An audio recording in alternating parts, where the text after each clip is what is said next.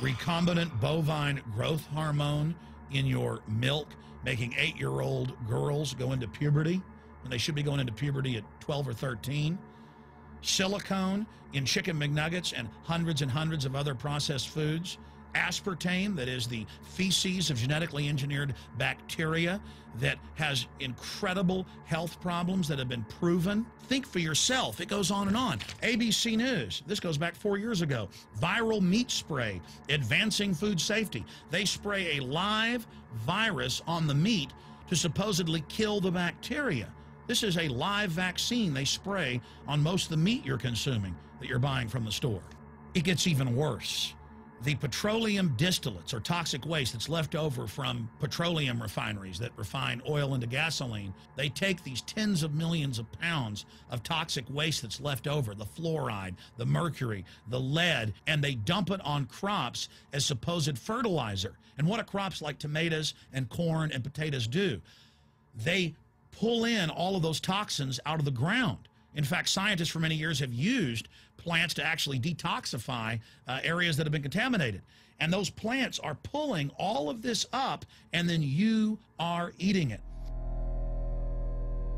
That's why the Washington Post reported in January of 2008 that a major study found that nearly a third of the 55 popular brand name foods and beverage products were filled with mercury. Despite the fact that the people of Europe for over 20 years have fought off all the genetically modified wheat and corn and other crops being planted in their nation, now the EU is buckled and is accepting it. The United States is literally a testing ground for all of this. It's just automatically approved. And the people that work for these corporations, they're compartmentalized. They don't know what's going on. The people that work at these stores, they have no idea what's happening. This is affecting all of us. This is hurting everyone. Many different forms of cancer are growing by thousands of percentage points. Diabetes, all these different diseases. And in major studies, it's all been linked to the toxic additives that are in our food, our water. And I haven't even had time to get into MSG. I mean, I've interviewed brain surgeons, neurologists, scientists. I mean, it just devastates the brain. It's an excitotoxin. It destroys the liver, and it is in tens of thousands of products. We can say no. We can stand up. But if you've got a neighbor giving fluoride water to their baby, please go over and warn them. If you got a neighbor that's sitting there eating MSG-filled chips, one after the other, warn them. You've got a responsibility. If you know people that are feeding processed foods filled with GMO, warn them. And for God's sakes, don't give it to your own children. If you want to kill yourself, that's your own business.